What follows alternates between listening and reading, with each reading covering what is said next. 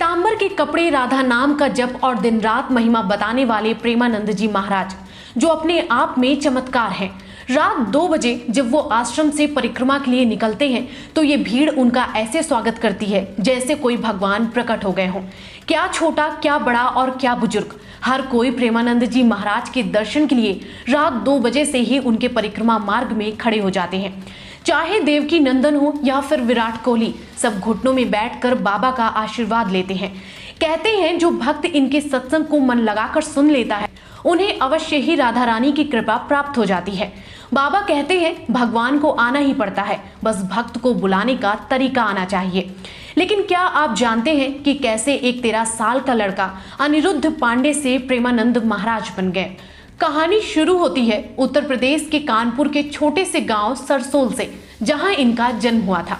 बचपन से लोग इन्हें अनिरुद्ध कुमार पांडे के रूप में जानते थे। ये शुरू से ही पीले वस्त्र धारण करते थे, जिस वजह से इन्हें पीले बाबा के नाम से भी जाना जाने लगा। इनके माता पिता का नाम श्री शंभू कुमार जी पांडे और रमा पांडे था।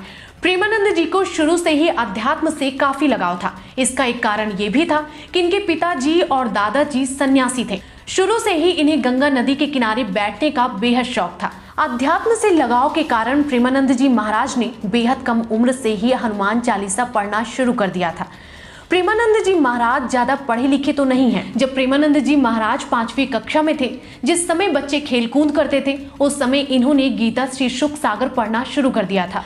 स्कूल में पढ़ाई के दौरान उनके मन में बहुत सारे सवाल उठते थे। सवालों के जवाब खोजने के लिए श्री राम और श्री कृष्ण गोविंद हरि मुरारी का जाप किया करते थे।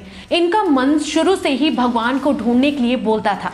जब वे 9वीं कक्षा में थे तब उन्होंने ईश्वर की खोज करने के लिए आध्यात्मिक जीवन जीने का दृढ़ निश्चय किया, जिसके लिए वो सब कुछ त्यागने को तैयार थे। उस समय उनकी उम्र मात्र 13 साल थी और 13 साल की उम्र में ही उन्होंने घर का त्याग कर दिया।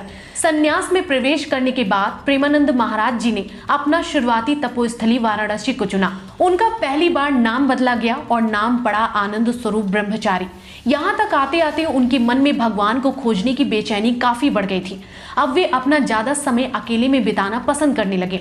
एक दिन ऐसे ही अकेले बैठे हुए थे, फिर होता ये है कि कोई अनजान साधु उनके पास आता है और कहता है महाराज, काशी के एक विश्वविद्यालय में रासलीला का आयोजन हो रहा। बस फिर प्रेमानंद जी रासलीला देखने पहुंचे, लेकिन उन्हें क्या पता था कि श्री कृष्ण की रासलीला उनके हृदय में बस जाएगी और वो श्री कृष्ण और राधा रानी के भक्त बन जाएंगे। 35 साल की उम्र में बाबा की अचानक तबीयत खराब हुई। आश्रम में खबर पहुंची कि बाबा अब नहीं बचेंगे। ऐसा उस रिपोर्ट के आधार पर था जो डॉक्टरों ने देखी और उसके बाद कही थी। रिपोर्ट में बाबा की दोनों किडनी फेल बताई गई और कहा गया कि अब बाबा 5 साल ही जी पाएंगे।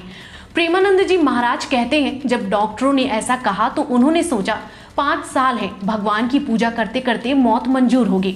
और चमत्कारों की कहानी यहीं से शुरू होती है कि कैसे पिछले 25 साल से महाराज दोनों खराब किडनी के बाद भी जिंदा हैं। कुछ दिन पहले एक डॉक्टर सत्संग में आए और उन्होंने पूछा कि दोनों खराब किडनी के बाद भी आप कैसे पिछले 25 साल से जिंदा हैं। प्रेमानंद जी महाराज ने अपनी एक किडनी का नाम राधा और दूसरी का नाम कृष्ण रखा है।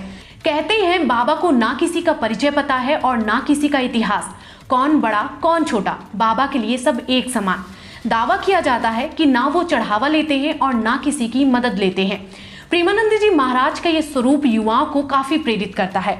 वैसे आपको प्रेमानंद जी महाराज के बारे में क्या कहना है, कमेंट सेक्शन में जरूर बताएं।